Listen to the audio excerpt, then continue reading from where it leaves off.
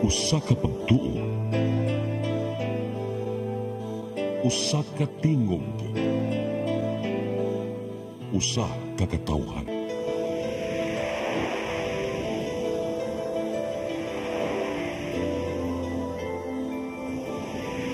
Cebu Catholic Television Network.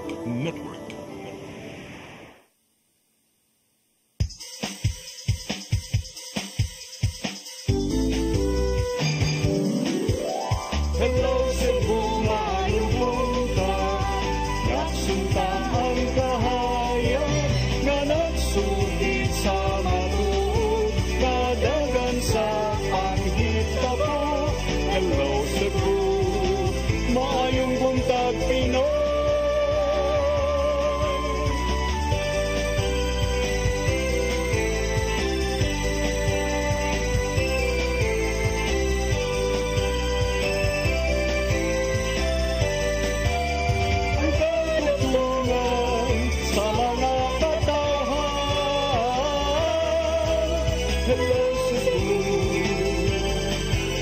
Hello Cebu, maayong buntag Pinoy. Maayong buntag Pinoy. Maayong buntag Pinoy. Hello Cebu, maayong buntag Pinoy. Adlaw karong Huwebes, pizza 20, sa baro pizza 25. Pizza 25 sa buwan sa Hulyo 2024. Kami yung mga alagad sa kahanginan. Ako si Malu Inocando Tabar. O ako si Attorney John Destacamento. O ba nami hangtod sa alas 9 karong buntaga sa itong programang Hello Cebu, maayong buntag Pinoy. Sama sa naandan, atong ipadangat kining atong front pages sa mga pamantalaang lokal ug nasyonal atong sugdan sa Sunstar Daily. Sa Sunstar Daily, COA flags CCMC over unused medical equipment. Sa Super Balita, 3,000 kapunuan sa marijuana gipang-ibot. Sa The Freeman, 84 million peso CCMC equipment still unused, including those bought in 2020. Sa Banat News, mga JO sa City Hall gipahimuslan, hayloon og kwarta. Sa Philippine Daily Inquirer, Karina leaves Metro in state of calamity. Sa The Philippine Star, Metro Manila placed under state of calamity. Sa Manila Bulletin, state of calamity declared in NCR. Price freeze on basic commodities now in effect according to DTI. Og sa Tempo, massive floods. Mao katong front pages sa mga pamantalaang lokal ug nasyonal. Sa mong pagbalik ka may padangat kaninyo mga balita nga nahipo sa tong kaubanan sa CCTN News and Public Affairs team. Please stand by. Hello Cebu, hello Cebu, maayong buntag Pinoy. Maayong buntag Pinoy. Maayong buntag Pinoy. Discover the beauty of the Philippines.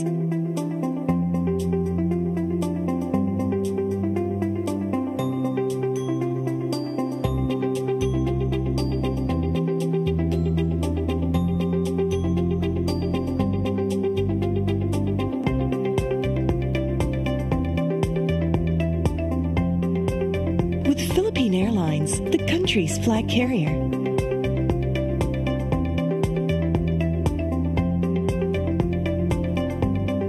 The airline that lets you feel the warmth of the nation.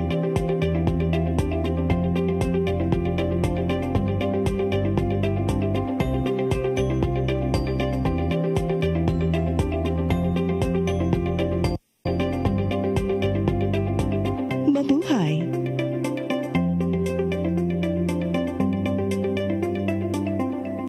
Holy Spirit,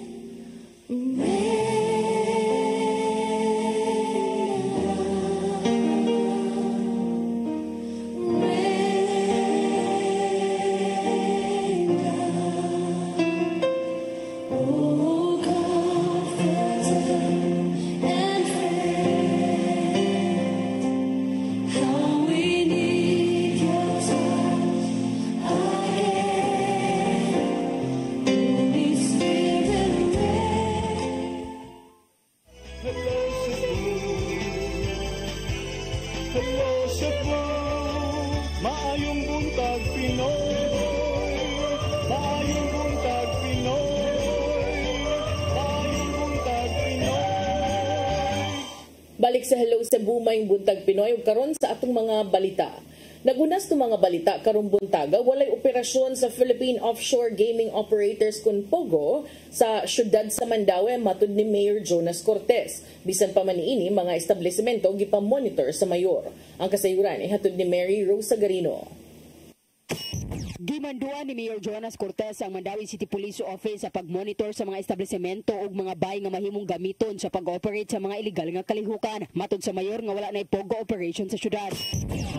Balay, subdivisions, no, mo niya itong i-monitor.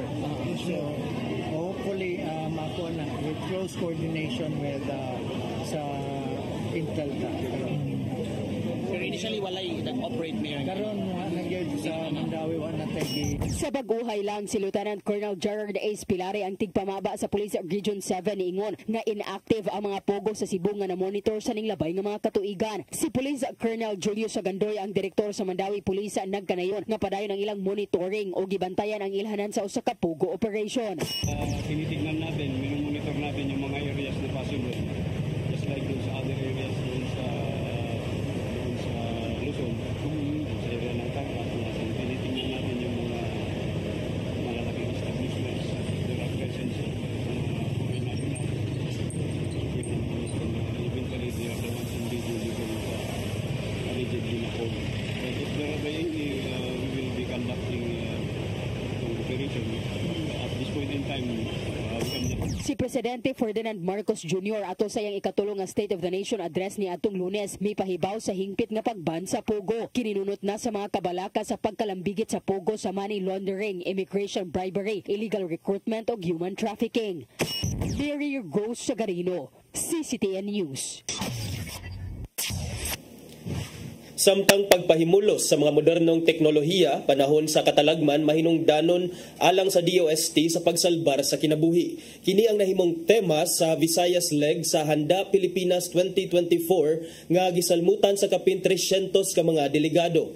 Ang kasayuran ihatod ni Gian Navarro. Taliwas sa nagkagrabing epekto sa climate change. Giyatagan og dakong gibugaton sa Department of Science and Technology ang pagsalbar sa kinabuhi gamit ang modernong teknolohiya.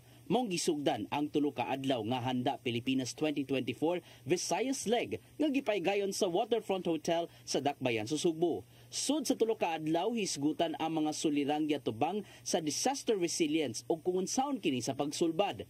Kana magamit pinagi sa mga gipailang bag-ong gamit o ubang modern technologies nga may mumapay muslan panahon sa katalagman. Gitambungan kini sa dili mo menos 380 ka mga delegado nga naglangkob sa managlaing stakeholders sa public ug private sector. Gawas sa mga mahinungdanong diskusyon, anausab ang mga booth diin present ang mga bag-ong gamit nga mahimong pahimuslan sa disaster response. Og diha usab gipasabot ang kamahinungdanon sa pagpangandam sa matag katalagman. Suma pa sa OIC Director sa DOST-7 nga si Tristan Abando nga mahinungdanon ng pagpahimo sa mong matang sa innovation sa habig sa disaster response. Nagtuog kita nga ang siyensya, teknolohiya o inobasyon, mga innovations, mao gyud makatabang nato para maminusan og ang mga epekto sa mga disasters. Okay, maandam gyud ang atong mga local government units. At kini sa publiko ang mong kalihukan hangtod Biyernes. Gani welcome ang mga estudyante ug magtutudlo aron magpakisayod sa mga latest sa science and technology nga may mong gamiton sa emerhensiya. Kini atong exhibits, natay tulo ka grupo sa mga exhibits no, natay atong kadtong mga exhibits nga gikan gyud sa atong mga DOST agencies nga nag-feature og kanang pareha sa atong mga emergency food reserve, natay mga teknolohiya about sa unsaon man pag kanang mga early warning system. Ato sa unang adlaw sa Maghanda Forums, gituki ang issue sa pagpakigbatok sa disinformation nga crucial kayo ilibin na kumuabot man ang katalagman. Mong mahinungdanon alang sa mga otoridad sama na lang sa DOST Pagasa nga magsalig ang katawhan sa mga lehitimong tinubdan sa impormasyon. Kini aron mapangandaman ang kaugalingon ug ang pamilya kung maapektuhan man sa panahong muigo ang mga katalagman. Information, mga forecast products and related services na binibigay ng Pag-asa ay mahalaga para maiwasan natin yung mga panganib dulot ng mga hydrometeorological hazards like bagyo, no? Pagbabaha, mga rainfall-induced landslides, kahit mga localized thunderstorm, mga flash floods. Navarro, CCTN News. Sa laing-bahing syudad sa Mandawi, nisugod na pagpabalhin sa mga nagpuyo sa Cebu International Convention Center kung CICC ngadto sa transitory housing. Groundbreaking sa government center sa CICC ipahigayon karong Agosto 30. Ang kasayuran ihatod ni Mary Rose Sagarino. Ang mga sakop sa Mandawi City Housing Urban and Development Office ang may assist sa mga residente sa Cebu International Convention Center sa paguba sa ilang mga parimay o pagdala sa ilang mga butang ngadto sa transitory housing. May voluntaryo ang mga pamilya sa pagbiya sa ilang mga bay sanglit ibalhin sila sa temporaryong Pinoy-anan nga nahimutang ra usab at bang sa CICC. Unang gibalhin ang 21 ka pamilya nga taga-barangay Subang Dako nga gidemolish ang parimay sa syudad tungod nagpuyo kilid sa sapa. Ilang years mo nga nabuhi dire sa ICC? 3 years na. 3 years, yeah. So karon makabali na dito. Kabali na jud mi dito kanang tarong nga pilianan. Moabot sa kapin kinintos ka mga pamilya ang nagpuyo sud sa CICC nga sagad mga biktima sa sunog sa barangay Gezo ug Tipolo niadtong tuig 2016 ug 19. Sagad kanila ibalhin sa temporary housing samtang ang 190 ka mga pamilya ang gikatakdang ibalhin sa condominium type housing project sa syudad sa barangay Tipolo. Target sa hodo nga mabalhin ang tanang CICC settlers sa ikaduhang semana sa Agosto. Sanglit ang kagamhanan sa dakbayan mopahigayon sa groundbreaking sa bagong City Hall o one-stop shop government center sa CICC karong Agosto 30. Voluntary gid ni siya sir mga kanang ang ato ang mao mong drive gyud nato karon no sa hudo no sa manan sa dakbayan sa Mandawi na dili gid ta mo kuan o kaning demolition no nagkonsado nga pag-demolish kung dili ang katong naa sa area nga kinahanglan natong ibalhin nakasabot sila sa programa o dawat nila ang programa so mo na nga voluntaryo ang ilahang paguba sa ilang kaugalingon nga structure asisan lang if kinahanglan og assistance sa agikan sa ato ang clearing team para po mabalhin sila makahilunan nato dito. Ang groundbreaking dungan sa pagsaulog sa Mandawi sa ika-55 nga Charter Day celebration. Mary Rose Sagarino, CCTN News. Sa laing balita, kapin 500 ka mga eskrimador gikan sa Lapu-Lapu City Arnis de Abanico nisalmot sa tulo ka adlaw nga Lapu-Lapu Eskrima Festival and Tournament. Ang turnamento nagsilbing kulminasyon sa sobra usa ka tuig nila nga pagbansay-bansay. Ang kasayuran nihatod ni Crystal Joy Felerca. Kapin 500 ka mga eskrimador gikan sa Lapu-Lapu City Arnis de Abanico ang nisalmot sa tulo ka adlaw nga first Lapu-Lapu Eskrima Festival and Tournament nga gisugdan niadtong Lunes, Hulyo 22, tuig 2024. Didto sa Hoopsdom, gipahigayon sa unang adlaw ang Eskrima Cultural Showdown, samtang kagahapong adlaw mao ang Force Competition. Ug karon sa katapusang adlaw niini, mao ang labanan o ang individual competition. 12 ka mga teams ang ni-compete sa 35 ka mga categories, kung diin 5 anyos mo pinakabatang ni apil sa kompetisyon ug 17 anyos mo pinakadakong edad nga ni salmot. Matod ni Jonel Pipito, ang head coach sa Lapu-Lapu City Arnis de Abanico, nga kini mao ay culmination sa Filipino Martial Arts Propagation Project sa Lapu-Lapu City Government. So we have trained all the schools in the whole city of Lapu-Lapu because our mayor, he wanted nga i-propagate yun nato, i-preserve nato ang Filipino martial arts, ang ato ang national sport and martial arts. So karon culmination na ni sa ato ang program. Kung diin sa mga proyekto, gihatagan og oportunidad ang mga batang gustong makat-on og eskrima. Dugang niya nga nagsugod ang ilang training ni adto pang Marso 15 tuig 2023, subay sa ilang pagsugod sa pagpangandam para sa kadaugan sa Mactan. Sigun usab ni Pipito nga nakigalayon ang dakbayan sa Department of Education Lapu-Lapu Division alang sa pagpahigayon sa mga kompetisyon tungod kay ang mga partisipante nagikan sa mga clubs sa matag tunghaan. Ang participants is the whole the escrimadores of the whole city of Lapu-Lapu. So they are the different clubs, the different school clubs from the different district of the Department of Education. Ang overall champion makadawat og 80,000 pesos, samtang 60,000 pesos ang sa first placer, 40,000 pesos ang sa second placer ug 20,000 pesos ang sa third placer. Crystal Joy Felerca, CCTN News. Sa atong katapusang balita, 4 ka pulis nga na destino sa Panglao Police Station Gipaubos sa investigasyon human giingong lisud sa balay sa lungsod sa Dawis ni atong Sabado sa hapon.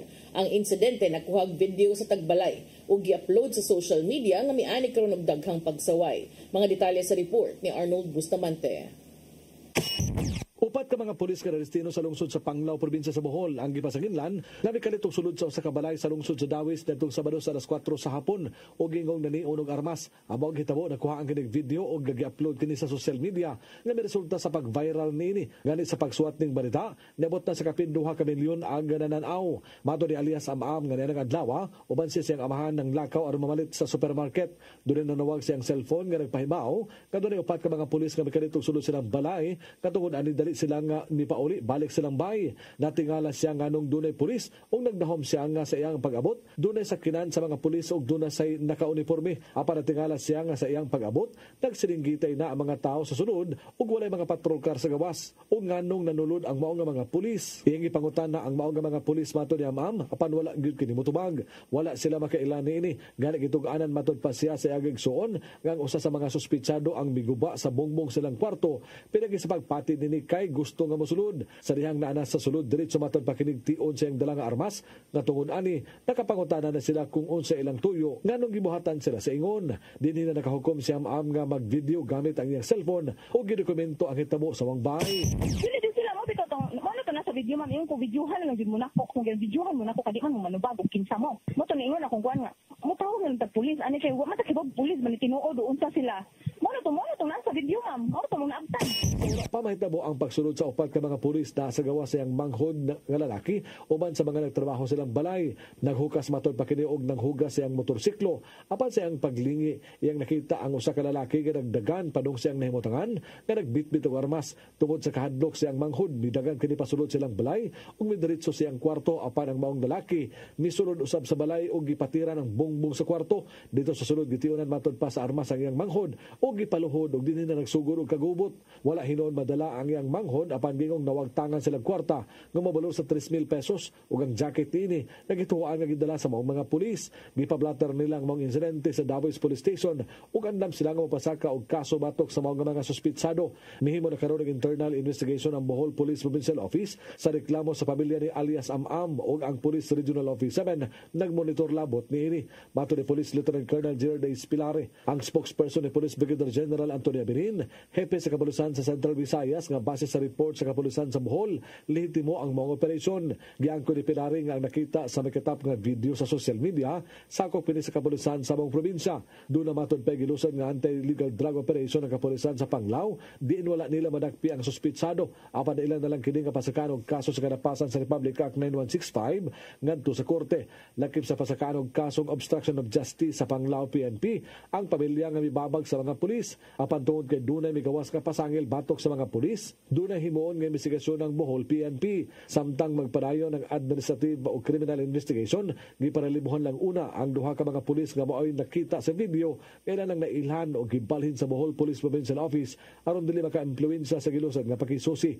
Sama sa naandan hatangan nila og proseso ang mao nga gisumbong nga mga pulis aron makapasabot sila sa mga insidente. Kung mamatud-an sa investigasyon nga dunay kalapasan nga nahimo ang mao nga mga pulis, matod ni Pilare, pahamtangan gini og administrative o criminal sanction. Now, of course, this is in line with the strict instruction of our Regional Director, Police Brigadier General Antonio Aberin, nga we will always conduct our police operations in accordance with the police operational procedure. And if we find out that there are deviations na ay mga kalapasan nga buhaton, dili mo tolerate ang Police Regional Office 7 sa mga membros kapulisan nga maghimo og mga kalapasan. Nasalig ni Pilare nga ang kapulisan dili mudupa kung dunay mahimong kalapasan ang ilang personnel. Paminawon una nila ang tanang pamahayag sa duha ka habig ug subayon kung nasunod ba sa mga pulis ang Police Operational Procedure atol silang anti-illegal drug operations. Ang assurance sa atong Regional Director, Police Brigadier General Antonio Aberin, is that we will be conducting a thorough, unbiased investigation to determine what really happened and if there are operational lapses committed by police officers. And if evidence will say na they have committed violation, then we will not hesitate to sanction them in accord with our policy in the PNP. Arnold Bustamante, CCTV. Mao gatong mga balita nga nahipo sa itong kaubanan sa CCTN News and Public Affairs Team. Inyo katong nakita kagahapon sa mga balita sa Sairi 47. Unya, ilang na to ang angon attorney. Break sa ta ug sa among pagbalik mga paghiskot-hiskot. Please stand by. Hello Cebu, maayong buntag Pinoy. Maayong buntag Pinoy. Maayong buntag Pinoy. Discover the beauty of the Philippines.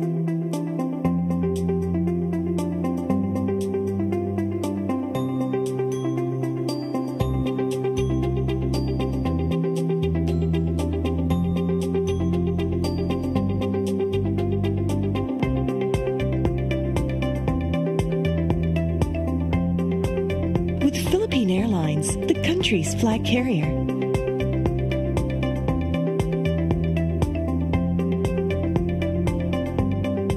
The airline that lets you feel the warmth of the nation.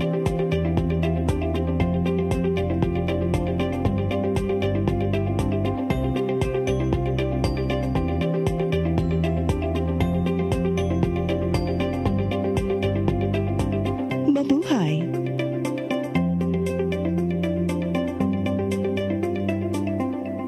Holy Spirit,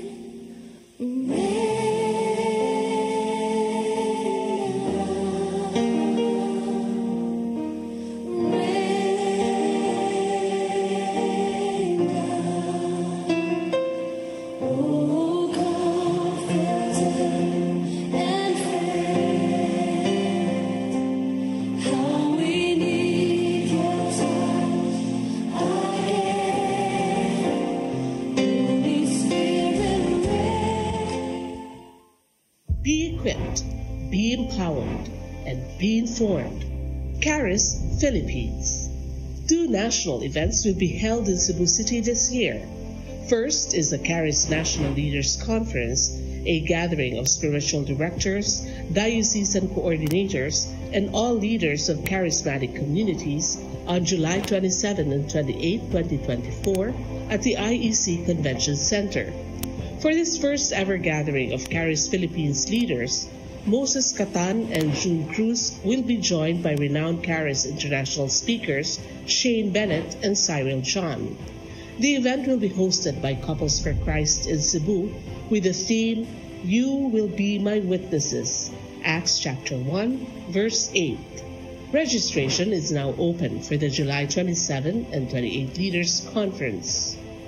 Come October 4, 5, and 6, another gathering will be held in Cebu City, the first National Charis Conference, which is open to all charismatic communities, realities, and expressions. Hosted by the Brotherhood of Christian Businessmen and Professionals, the event will have interesting workshops and topics to help us grow in our various charismatic gifts and charisms.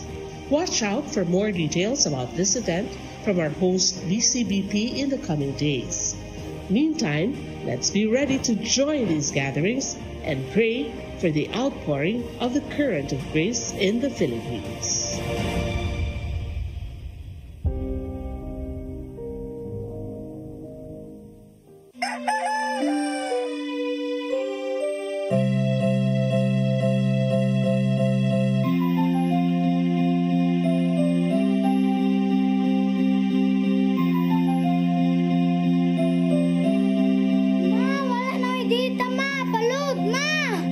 Sorry ma'am, na-late ko. Nangita pa mong gusto para internet sa kong anak ma'am. Ay, wala na yung problema. Mag-Sinisibu! Sinisibu, Sinisibu, For your internet connection. and for the signal of your cable TV. So fast and spread that transmission to your home. Sinisibu! Sinisibu, Sinisibu, Offers you to have fiber optics. for your viewing experience, perfect and clear so far. So great and affordable for you to enjoy. Sinisibu. Cine Cebu Television Network Incorporated offers fiber to the home broadband internet bundled with fiber to the home cable TV connection. connection.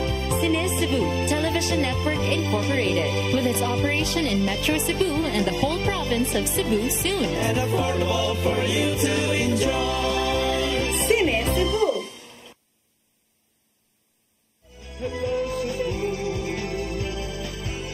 Hello Cebu, maayong buntag Pinoy. Maayong buntag Pinoy. Maayong buntag Pinoy. Balik sa Hello Cebu, maing buntag Pinoy. Nya arita sa tong paghisgot-hisgot partner. Unsa imong unang gustong tukion? Nato unang tukion maritesing man eh.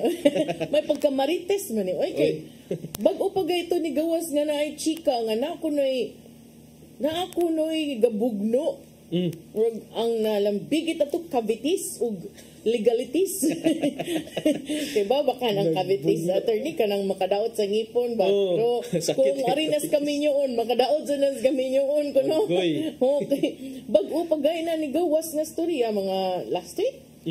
Doon ako noy gisung dito department head man kuno ang lalaki niya na ako noy cavities niya ang cavities ko no dito gisung dito sa opisina sa satellite office na may satellite office gibugno gijugno kuno gibugno pero karong bag-o ni gawas na mo nadakpan akong mata ani kay front page man kanang doon ako noy mga gitawag og Palawan Boys. Unya ang nag-raise ani si Konsehal Joy Pesquera kikini ko nung gitumbok nga Palawan Boys na miktima ko na mga kawani sa City Hall labi na ka ng mga job order employees. Di kita makaingon nga imposible kay kibaw na gud ka kanang lubog sa kahirapan bening JO kasagaran kay ang uban di masilduhan.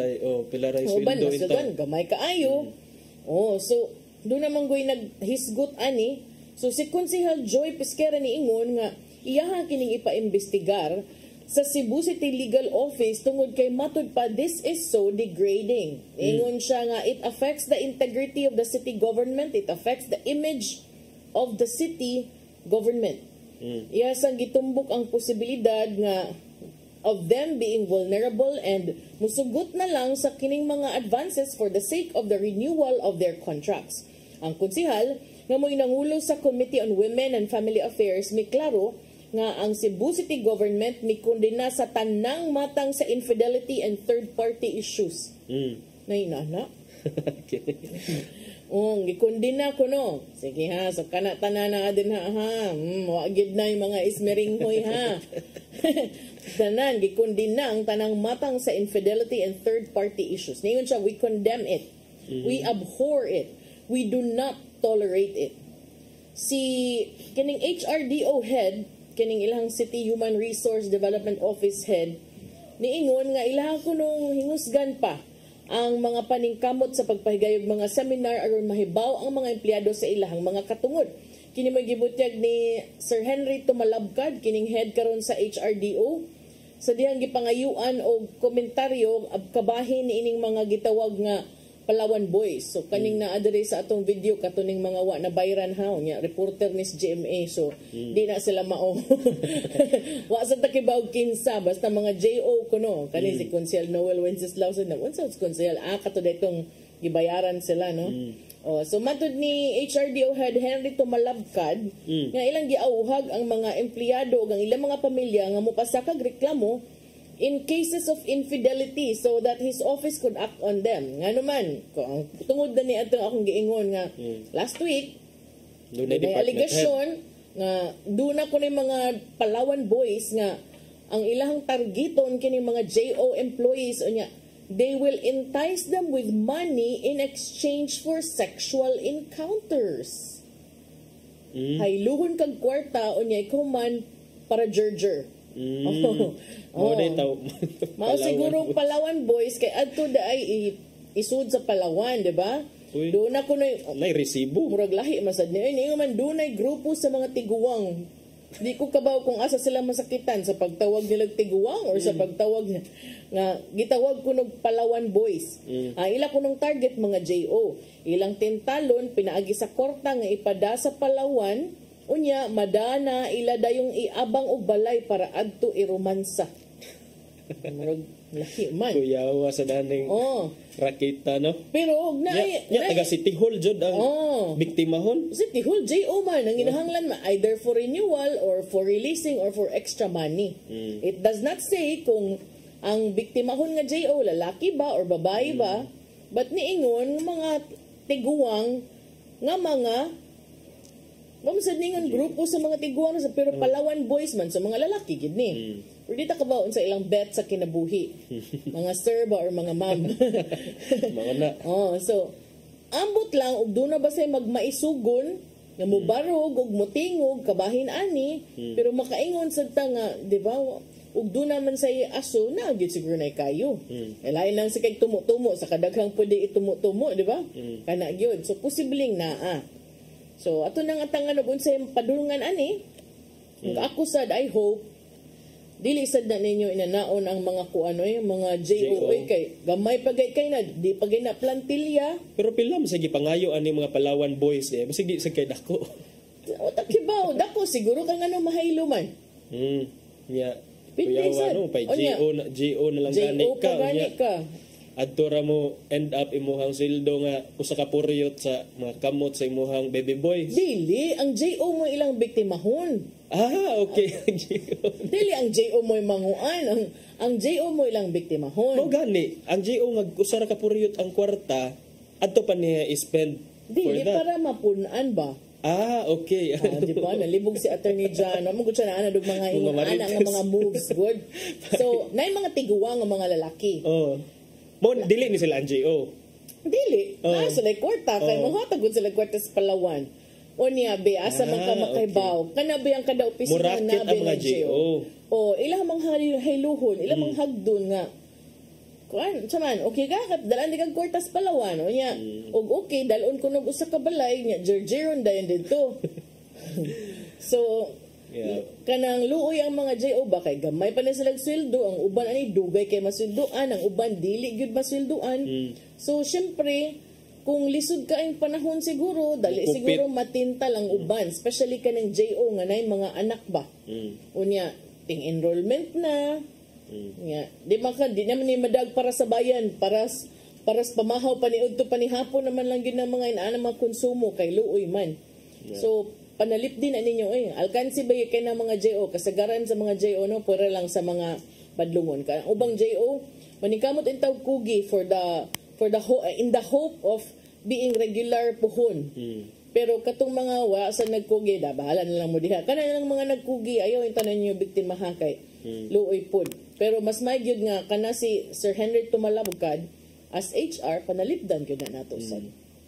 Even if walay employer-employee relationship between these JOs and the city government, at the end of the day, diha man nagtrabaho sa ilaha, unya dayon kining bago gyapon siguro sa city government no kung unsay or at least kung naa sila mga extra giingon mo to ganina partner nga gi-edukar nila ang ilahang mga empleyado hopefully sa ilahang mga may untaog na ay nakatunan. But this could have happened even dili sa City Hall nga setting, sa mga GO setting because again, ang perinyal nga rason partner, ang pagkaway kwarta, kalisod ko no. Kalisod sa panahon. Pero maot lang kay paminawon nga even in City Hall, nga mauuntay mo patuman sa balaod, mauuntay mo hikay sa mga balaod, inana, asa man inyong moral ascendancy to do things and implement things. Katong usa nga department head nga nabugnuan sa dang iyang kabitis kuno sa asawa di lang sa tato di ta kasiguro kay nasa ubang asawa department head partner ha department head pero di pa man sad ta sure kung tinuod ba gyud to kay usahay sad pwede ra man gyud sayon kaayo gubon usa ra naka-text nga to sa lihito mong asawa nya magtumo-tumo kag istorya daot na wa ta kibaw ba so but if tinuod bang gani haba ng hair ng department head oy lugag duha tanawa lang sad na din na pero mas may gyud nga dili lang gyud mo musudog mga ana nga butang aron ni maglabad inyong Yeah, speaking of labad sa tangtangan sa murag ang DepEd unya will be one headache. It will be one headache of DepEd partner. Kaning proposal nga tangtangon ang mother tongue based education among kinder to grade 3. Di ko musugot anak kung humana mi anak. Umana ka ni akong anak ka na nihilak na kong anak ka naglibog na siya kay kani dunggan. Abi man niya og ang dughan mo dunggan naglibog nihilak oy kay nga narong siya. Kung ano man lang to diretso, dunggan ears, chest. Kasabot tayo nung tato. Nalibog na siya kinabuhi napay Tagalog, napay mother tongue, napay tinuod, multilingual na kayo mga bata, wala kaiba mo nang inig-take sa PISA nga assessment. Wala na atong performance. Pero maura na ilang tangtangon na. Hindi nila tangtangon ang grade 11 and grade 12. So far kay K-12 gihapon ta partner. K-12. Tagaan ako sila chance ba? Kay grade 10 na ba akong anak ron? Hindi pa makaapas. Paita na gano'n. Hinmo na yung guinea pigs atong mga estudyante. Sige na lang tinker sa sistema. But kini partner giuyunan na giaprobahan sa Senate ang sa final reading ang usa ka bill nga that would discontinue the use of mother tongue in multilingual classes from kindergarten to grade 3. Ang Senate Bill 2457 mao kini siya mo-address sa challenges in implementing katong gitawag nga MTB. MTB is mother tongue based education katong dili diha sa sud sa eskwelahan kinder hangtod grade 3 ang imong di ka pwede mag in English, di ka pwede mag except during English classes, pero ang medium of instruction as well as ang mga instructional materials, ang mga libro ug uban pa nga gigamit inside the classroom kinder to grade 3 is the mother tongue of the child. So for example, kung ikaw Cebuano ka, dili ka mag in English sa among panahon. Sa among panahon kay in English man gito gikan kinder. Lista baya. Speaking vernacular. Number 1. Si Doña Daisel, mo man yung rules sa una, mo bitaw ng mic na sa Central Board, butang dito niya. Nabit. Pabayron piso. Multa ba 5 piso ana. Depende sa masabutan mo na standing. Diyan destacamento. Talking in class. Daisel Palma. Kahon. Not speaking English. Grabe. Ginay na. Not speaking English. Rodel Kimod. Walking during class hours. Murag si Ferdy. Cutting classes.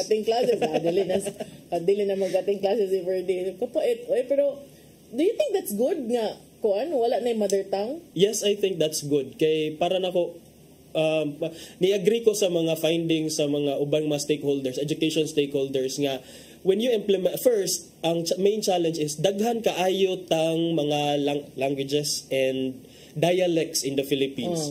Unya, kung daghan kag dialects and languages, it will be difficult to implement mother tongue based because sa kadaghan nga languages, 19 ra di ay kabuok ang available nga language ang instructional support materials nga in that specific language or dialect. So ang katong mga if you're advocating for mother tongue based para mas makasabot ang imuhang mga estudyante or as well as to promote our local dialects and languages, ma-defeat ang purpose because wala man ka instructional materials nga available in the first place. Correct. And I don't think we have fully equipped teachers who can handle mother tongue kay pag train nila wala. Ang teachers mangani magkalisod sayop. Niingon ko sa kong anak, no, this is wrong. Unsa to ang langgam? Correct.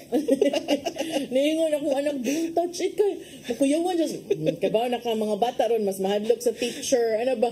Ayo, Mike, no, this is for your own good. This is help also for the teacher kay sayop man ni. Ako lang ni ibutang ang correct word. Ayaw na lang kuno, dili na lang yung kuno, pero di na malikaya na uban masayop. And then muna nga in fact according to DepEd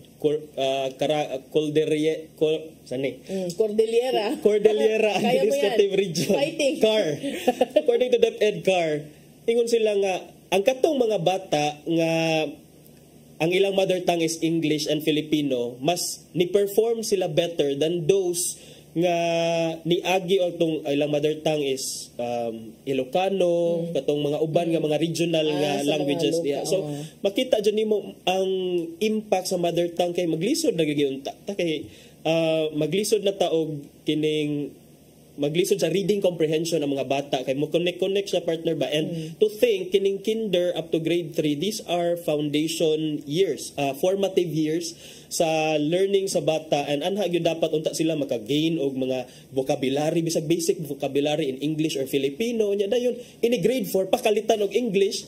Grade 4 until college sila pagkalitan og English, unsa may masabtan sa bata ay grade 4, grade 5, grade 6 nga dili na sila makasabot sa mga in English kay ang kindergarten padung sa grade 3 puro man nagbinisaya, puro man nag-regional language or dialects ang gihimo. So mao ni karon nga ang Senado kung ano siya the Senate version, doon na ni siya version sa lower house kay ang lower house ni pasar naman ani last year, so karon na lang Senate House. So I believe if naapay bicameral conference siguro after this to reconcile kung unsay mga if naabay kinahanglan i-reconcile between the versions of the lower house and the Senate, and then after ani atong ma-expect nga i-present na ni kang Presidente Bongbong Marcos for his approval para ma-fully enact ni siya as a law kining pag-remove sa mother tongue-based education among kindergarten and grade 3 pupils in the Philippines. Para nako, this is really a welcome development kay again, if it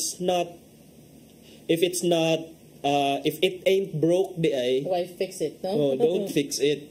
Kita kay nag-agi magyutaan ng katong sa old school nga puro in English, wa man ta maka-speak man gyapon tag Cebuano.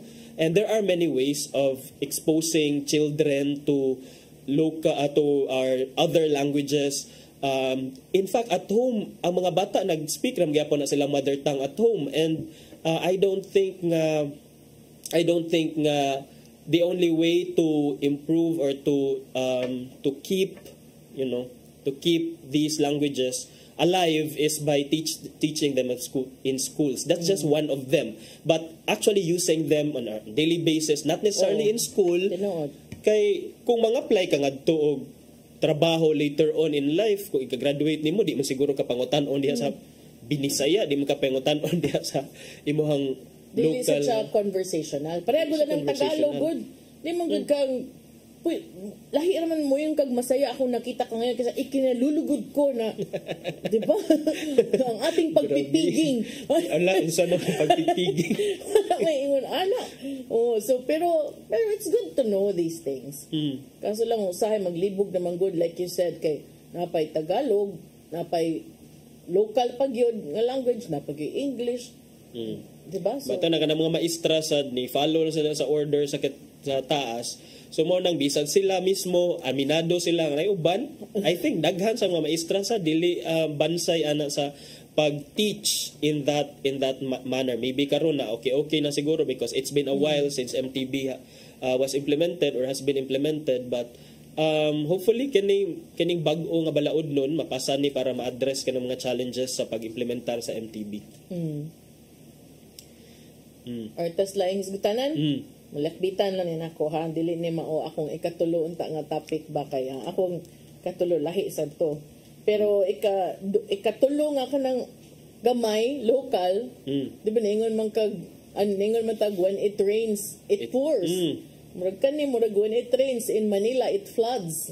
Pero kung ang kaso ni suspended Mayor Michael Rama atong basihan, ang katong people nga ni suporta niya kaniadto sa iyang pagsuspenso ni nasa naman ron ni decision man nga di na siya ang presidente lang sa League of Cities. Unsa kay epekto na sad ani no?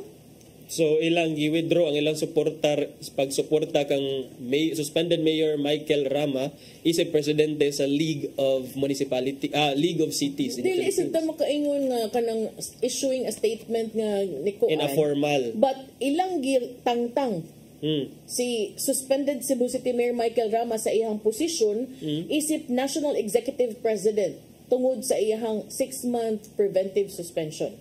Sa usa ka resolution sa Executive Board sa League of Cities of the Philippines National, si Rama gipulihan ni Quezon City Mayor Maria Josefina Joy Belmonte Alimurong. Kanumdum ko usan ni sa mga ni support ni issue statement Yes. nga nagpagay ko ato nga ayo pag di ka kaingon mayor kay wa ka kay baw sa sitwasyon. And yet, You're sige. supporting him is also in a way invalidating the legitimacy of the complaints of those people nga wa na sweldohan. Pero karon siya na ang acting national president. Unya kaning replacement di man niingon nga ang mo decision ani sila raman sad, di ba, sa executive board, sa executive board. So siya usa sa mga local chief executives nga nipadayag sa suporta ni atong Mayo 14, yang giauhag ang mga tao nga ayaw ninyong i-judge ang Cebu City Mayor without considering his character and contributions. Pero mo na yang giingon before May 14, July 19, sila ra say nabali ang hangin. sila ra say nag-special meeting. June, July, 2 months, di ba? So, kana, murag, nag-special meeting sila, ang League of Cities of the Philippines dito sa Manila. O niya, ang preventive suspension matod pa sa ilahang resolution, bisan pa man kunog temporary in nature, of Cebu City Mayor Michael Rama hinders him from exercising his powers and authority as the mayor, including his representation in the league. As such, he is temporarily unable to perform his functions, powers, and responsibilities as the national president. Kini kunong maong ilang development will ensure smooth operations and functioning of the league in the absence of Rama. Kana. So Ang nagpatawag, ang nagpatawag sa special meeting is Bacolod City Mayor Alfredo Abelardo Benitez, yeah. well-known ally of the Marcoses. His father was a former minister of the previous generation of Marcoses.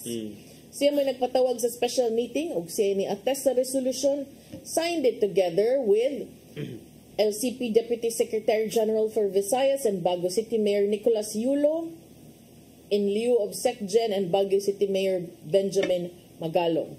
Sa ding gipangutana si Rama, gipangayo og komento, iyahang gidecline ang request. Apan niingon siya nga mag-set up niya kuno siya. No comment siya. Niingon siya mag-set up siya another press conference on Saturday karong Sabado, July 27 aron mo padayag sa iyahang habig. Matud pa sa iyahang July 19 nga press con, doon na siya pagduda. Itong July 19, na siya suspicion that one of the agenda of the LCP Special National Executive Board meeting was to oust him as national president. So, I guess he saw it coming. Yeah, kay murag it comes as a matter of course man siguro partner nga ikaw god 6 months ka, that's half a year ka nga mawagtang isip national director no sa national president sa league. So murag chairman dako gyud siya impact sa organization. So naasad siguro basis ang mga nahabilin nga saon na moglihok diri nga wala naman mi headless naman among organization. So sa gyud lang buhaton good nga bisin sila silang mga lungsod. Pero si Mayor Michael Rama wa siya ni issue siya ang gipangayo og comment sa resolution pero ing question ang validity sa meeting kay matud pa it failed to meet the required 15 days notice. And that he would refuse to acknowledge any resolution from the meeting. Unsa naman ta ani? Before the special meeting, Rama said he was urged to take a leave of absence from his duties and responsibilities as an executive officer of the LCP, which I think is also right. Kana, ug palibon ka, normal rin na, kay di man ka mayor, suspended man ka. Pero I guess, wa siguro siya nito, wa siguro siya naminaw, ang gipagawasan na lang siya resolution. So, ambot. So, mo to iyang depensa nga procedural kaayo nga wala nakatender og pilato ka 15-day notice. May ang giingon. Kini ko ng request nga palibon siya na gihimong reference mao ang suwat sa Negros Association of Chief Executives. Atong Mayo just nag-awhag ni Benitez pulihan lang sa ang role ni Rama kay absent man siya for the next 6 months.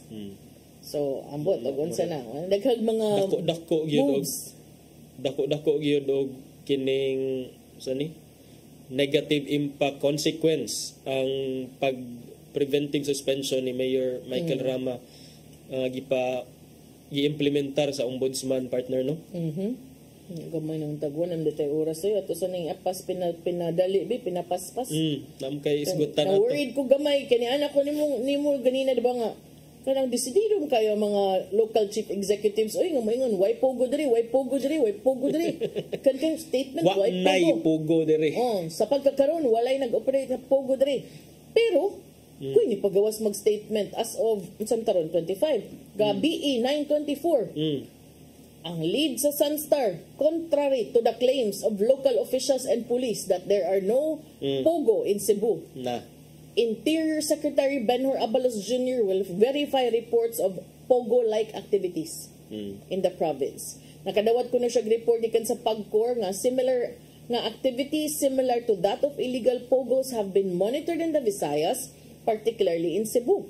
Matod ni Abalos, makikita siya sa local chief executives of Cebu within the week or early next week, aron tan-awon kini mga reports og mga yog tabang aron matangtang ning mga susamang mga illegal nga mga kalihukan. Matud pa si PAGCOR Chairman and Chief Executive Officer Alejandro Tenco niingon dunay mga susamang illegal nga activities. Libog ko aning Tenco Sige makag-ingon nga siya man mismo unta ang nakahibaw ana. Ngano man kanilihok daan. Mo na and mo na ingon kag partner katong ingon ganina partner nga ayaw sa mo pag very confident kamo mga public official mo deklara mo diha because pwede ni masumbalikan mo ani inyong mga statement. Pwede pagid na. Remember, it's election season. Depende sa kamayng laki sa mga PR spinners sa inyong mga kaakbang can be used against you. Pwede ka ayaw mo ka ng tamnan og mga senaryo ba niya madaot mo So mauna, but then again, gipangutana sa good siguro. Even the police said nga wala ko no. But ningon si Abalos, remember there are no pogos in Cebu, no licensed pogos, nothing. The licensed ones are in Metro Manila and Cavite. So makikita siya sa mga mayor, kaya doon ako ng mga report. Magpatabang siya sa mga mayor. Let us be offensive, let's not wait, let's see it and do it one by one.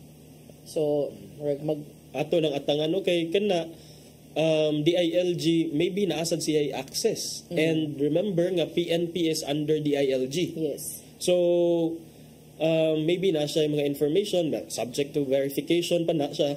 But mo lagi na it's maybe for those nga mga officials mas maayo nga circumspect nang sa at this stage dili maguna-una labi na kan dili pa jud siya confirmed nga wala gyud. Pwede na kami, sa pagkakaroon, base sa akong nahibawan o base sa report sa atong hepe sa kapulisan, wala pagintay na monitor ng mga susamang kalihukan. Pero taas na kayo. Nagtago-tago man sila. Pero taas na kaayo. Wala tayo oras ay atay padangat ang giandam ni Tatay Dodong ang yung pulong kinabuhi.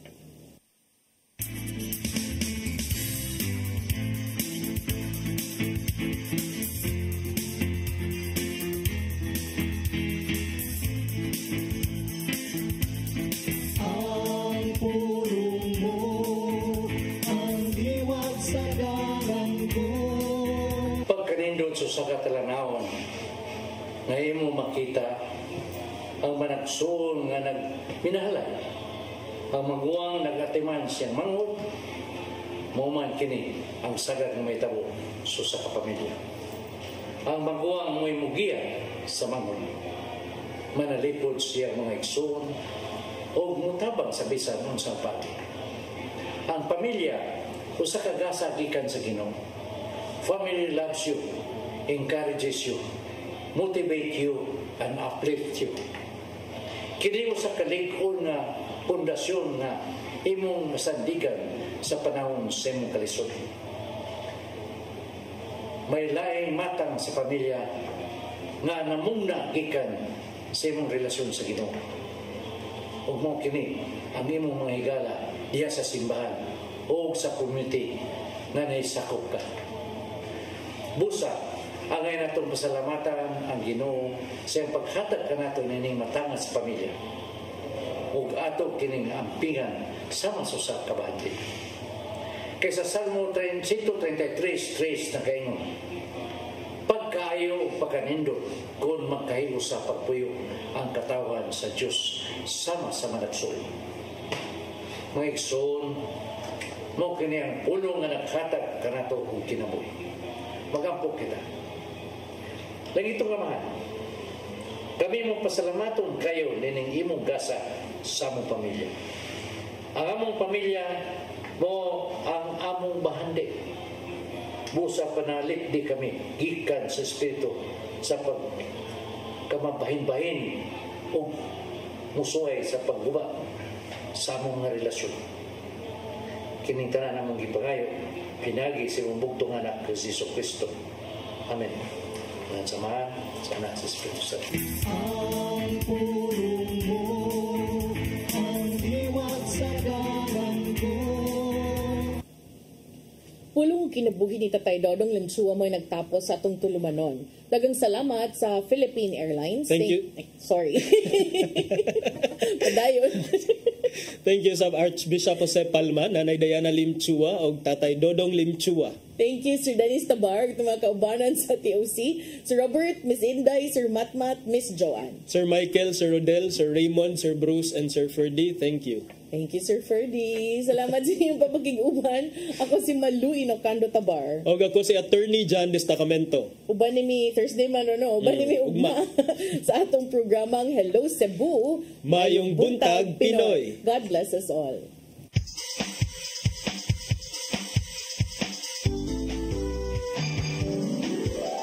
Hello Cebu, mayong buntag. Nagsunta ang kahayag nga Usa ka pagtuo, usa ka tingog, usa ka katawhan.